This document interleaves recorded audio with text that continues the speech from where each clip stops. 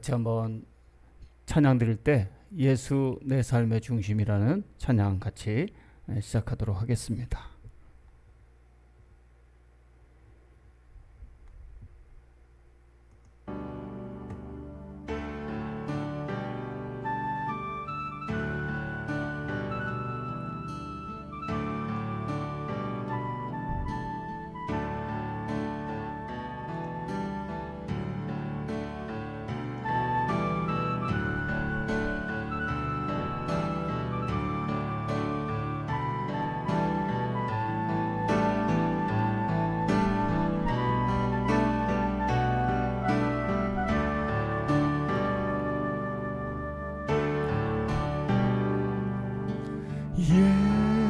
예수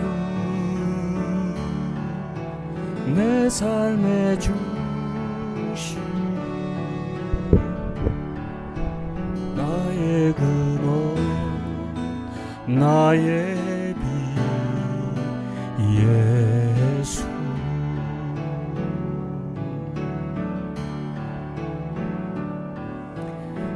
예수 내 삶의 중심 나의 소망 내 노래 예수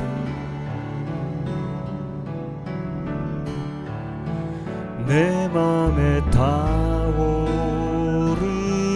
분 이 항해의 바람 내 삶의 이유 되시는 예수 예수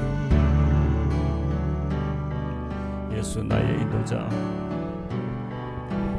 예수 나의 인도자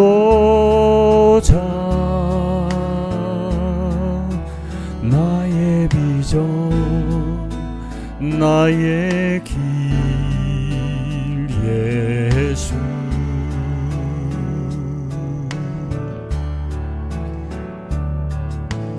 예수 나의 인도자 나의 비전 나의 길 예수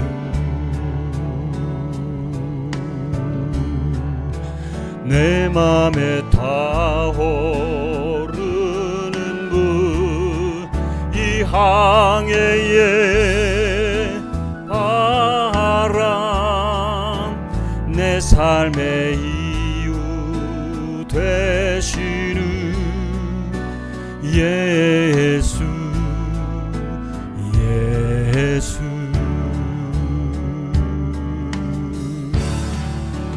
내 맘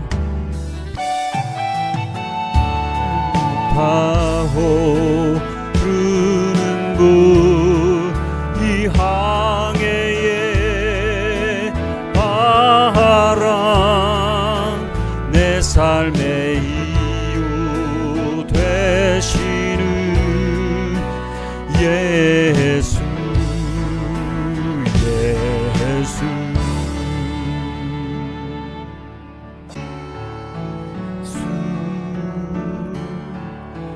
나의 인도자 나의 비전 나의 길 예수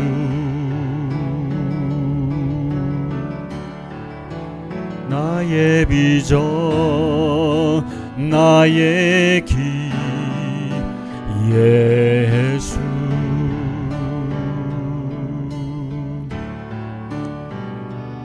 예수 예수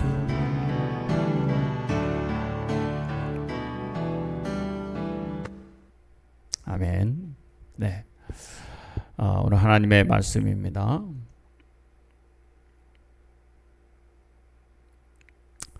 열왕기상 8장 1절부터 11절의 말씀 함께 복독하겠습니다.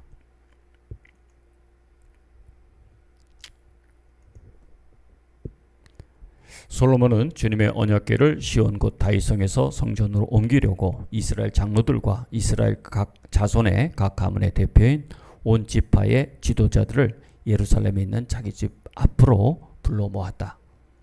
이스라엘의 모든 남자는 일곱째 달 곧 에다님 월의 절기에 솔로몬 왕 앞으로 모였다. 이스라엘의 모든 장로가 모이니 제사장들이 궤를 메어 옮겼다. 주님의 궤와 회막과 장막 안에 있는 거룩한 기구를 모두 옮겨 왔는데 제사장들과 레위 사람들이 그것을 날랐다. 솔로몬 왕과 왕 앞에 모인 온 이스라엘 회중이 왕과 함께 궤 앞에서 양과 소를 셀 수도 없고 기록할 수도 없을 만큼 많이 잡아서 제물로 바쳤다. 제사장들은 주님의 언약궤를 제자리 곧 성전 내실 지성소 안 그룹들의 날개 아래에 가져다가 놓았다. 그룹들이 궤가 놓인 자리에 날개를 펼쳐서 궤와 채를 덮게 하였다. 궤에서 삐쭉 나온 두 개의 채는 길어서 그 끝이 지성소의 정면에 있는 성소에서도 보였다. 그러나 성소 밖에서는 보이지 않았다. 궤 속에는 호렙에서 모세가 넣어둔 두 개의 돌판 말고는 아무것도 없었다. 이 두 돌판은 이스라엘 자손이 이집트 땅에서 나온 뒤에 주님께서 호렙에서 그들과 언약을 세우실 때에 모세가 거기에 넣은 것이다. 제사장들이 성소에서 나올 때에 주님의 성전에 구름이 가득 찼다. 주님의 영광이 주님의 성전을 가득 채워서 구름이 자욱하였으므로 제사장들은 서서 이를 볼 수가 없었다. 아멘. 네. 자, 오늘 말씀의 제목은 내 삶의 중심입니다.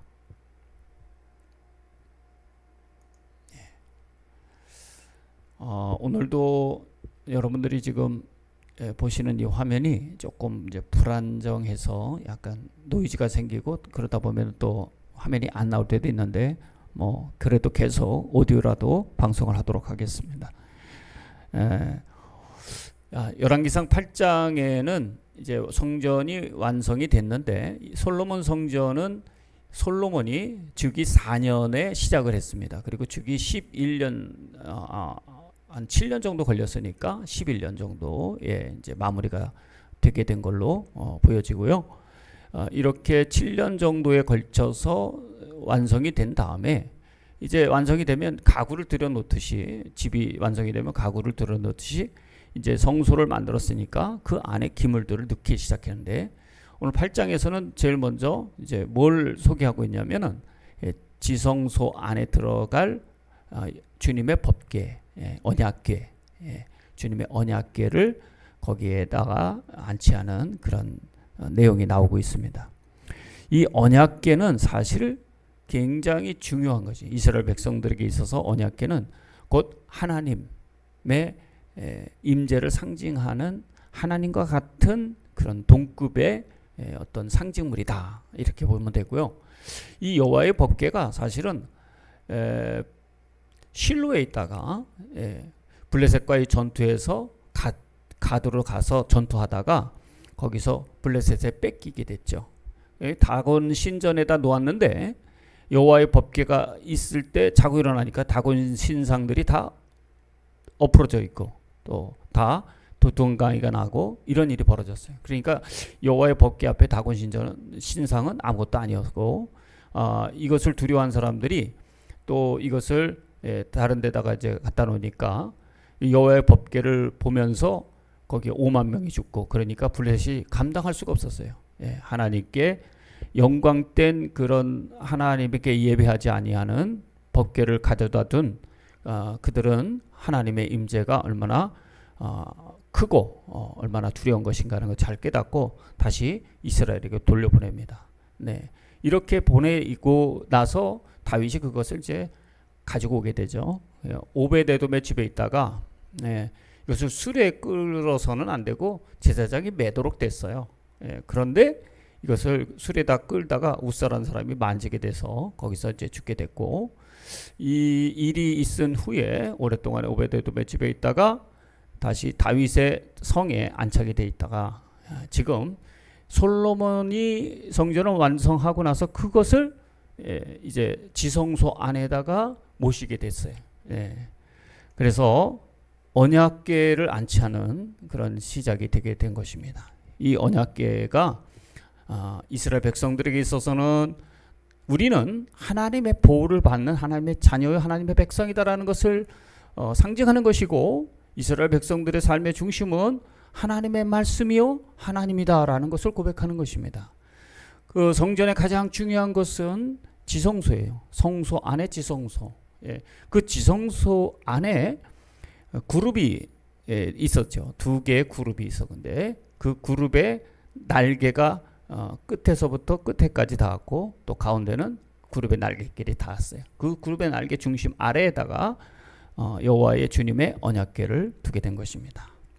그런데 이 두 언약궤 안에 언약궤를 두었다는 이야기는 우리는 아직도 하나님의 영광을 위해서 하나님의 백성이며, 또 하나님은 우리와의 약속이 영원히 계속됩니다 라는 것을 뜻하는 상징과도 같은 일이었습니다. 솔로몬 왕은 이런 성전의 완성을 통해서 더욱 하나님께서 견고히 이 나라를 이끌어 가실 것을 천명하고 있는 거죠. 우리 삶이 따로 있는 것이 아니고 하나님이 따로 믿고 신앙이 따르고 내 삶이 따로가 아니라 그들의 정치가, 그들의 삶이 곧 하나님의 영광이요 신앙이었습니다. 그러니까 정치와 종교가 분리되지 않았고 삶과 종교도 신앙도 분리되지 않았던 것이죠. 그 당시 사회는 그랬습니다. 그런데 지금 우리는 어떤 상태에 있냐 하면은 하나님의 나라의 백성이면서도 하나님의 통치를 받기 이전에 이 세상의 권력의 통치를 받고 살고 있고, 하나님 나라의 영역에 있기보다는 이 땅 위에 살아가고 있습니다. 여기서 중요한 것은 내 삶의 중심이 어디에 있느냐가 그래서 중요하다는 거죠. 이스라엘 백성들의 어디를 가나 여호와의 법궤가 앞장섰고, 그들이 삶의 중심에 성막이 중심이었고, 출애굽 시대는 그 다음에 여기 가나안 땅에 정착해서는 이제 하나님이 온전히 우리 안에 거하신다고 하는 예루살렘의 성전에서 지성소 안에 그분이 계시게 되었던 거죠. 이스라엘 백성들은 여기서 하나님의 은혜를 경험하고 죄사함을 받고 다시 힘을 얻어서 하나님의 축복 안에 살아가는 인생을 고백했던 그런 귀한 장소가 되었던 것입니다. 그러니 이 성전에서 지성소에 언약궤를 두었다는 사실은 이것도 아직도 내 삶의 중심이 하나님이고 또 하나님의 말씀이다라는 것이었어요. 그 안에는 돌판 안에 언약궤 안에는 십계명이 들어있어요. 시내산에서 모세가 받은 십계명, 하나님의 말씀이 내 삶의 중심입니다 라고 고백하고 있는 것이죠. 오늘 우리가 찬양을 했는데 예수 내 삶의 중심, 나의 근원, 나의 힘, 내 노래라고 고백했던 그 마음이 바로 이스라엘 사람들의 지금 열왕기상 8장에서 말씀하고 있는 지성소 안에 주님의 언약궤를 모셨던 이 의미와 같은 것입니다. 그러니 이 두 돌판이 그들의 삶에서 하나님의 말씀에 내가 순종하겠습니다 하는 고백을 하고 있는 것이죠. 이 땅에 살아가는 우리 그리스도인들이 하나님 앞에 내가 주님의 자녀입니다라고 고백하는 그 순간이 언제냐 하면 하나님의 말씀이 내 삶의 기준이 되고 하나님의 말씀대로 내가 순종하며 살아갈 때 그것이 바로 하나님이 내 삶의 중심입니다를 고백하는 것이고, 그것이 오늘 하나님의 자녀된 우리들의 정체성이 되는 것이죠. 그러므로 지성소 안에 두 돌판이 있다는 것은 말씀에 순종하면 복을 받고 불순종하면 너희가 저주를 받을 것이다라는 고백을 또 하고 있는 것입니다. 그 고백을 지키며 앞으로 살겠다라고 하는 그런 아름다운 그 봉헌식을 지금 이 안에 언약궤를 모심으로 인해서 다시 백성들에게 천명하고 있는 것입니다. 여러분이 무엇을 하든지 하나님의 말씀이 우선이십니까? 그렇다면 여러분은 하나님의 자녀를 나타내고 살고 있는 것이고 하나님의 통치가 이루어짐으로 여러분이 순종할 때마다 하나님의 나라가 이루어지는 것입니다. 그렇습니다. 오늘 내 삶의 중심이 하나님임을 온전히 고백할 수 있는 우리들의 그런 모습이 하나님이 영광 받으시게 되는 것이죠. 오늘도 그렇게 언약궤를 모시니까 그 성전에 구름이 가득했다 그랬어요. 그죠? 그 구름이 무엇을 뜻하는 것이냐? 바로 하나님의 영광을 뜻하는 것입니다. 오늘 말씀 보니까 제사장들이 성소에서 나올 때 주님의 성전에 구름이 가득 찼다. 주님의 영광이 주님의 성전을 가득 채워서 구름이 자욱하였으므로 제사장들은 서서 이를 볼 수가 없었다라고 설명하고 있습니다. 그렇습니다.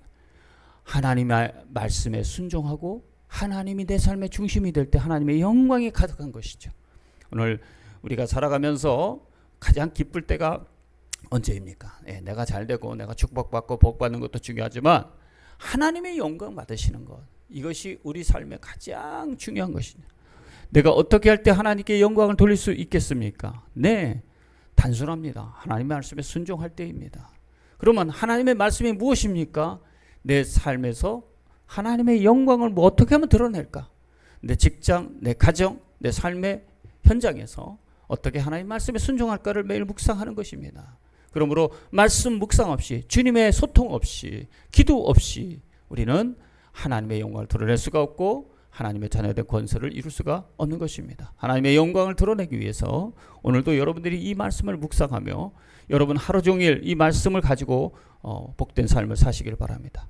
여러분 되도록이면 여러분 아침에 이 말씀을 묵상해서 하루를 살아가시기 바라요. 다 지난 다음에 말씀을 묵상하고 잠자면 다 잊어버리거든요. 그래서 여러분 뭐 아침형 인간도 있고 저녁형 인간도 있지만 저도 저녁형 인간이거든요. 그런데 말씀은 아침에 묵상하는 게 좋습니다.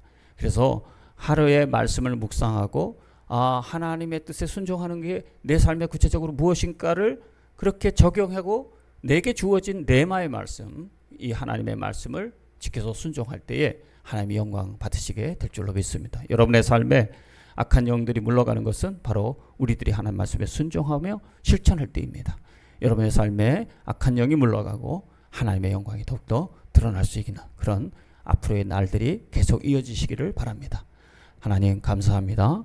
우리에게 하나님의 말씀을 묵상할 수 있게 하시고 그 말씀을 생각하며 살 수 있게 하시니 감사합니다. 이것이 가장 복된 일인 줄 믿사오니 아무리 우리 삶이 바빠도 이 말씀을 묵상하면서 주님의 뜻을 이룰 때에 바로 솔로몬 성전 안에 그 언약궤가 있으므로 그 말씀의 묵상에서 하나님 중심으로 살겠습니다 하는 고백처럼 오늘도 우리도 하나님의 말씀으로 늘 중심에 두고 그 말씀을 묵상해서 내 뜻대로 살아가는 것이 아니라 하나님 뜻대로 살아갈 수 있는 은혜의 삶 되게 하시고 우리를 통하여 영광이 하나님의 영광이 나타날 수 있도록 인도하여 주옵소서. 예수님의 이름으로 기도합니다. 아멘. 내일 새벽 5시에 뵙겠습니다.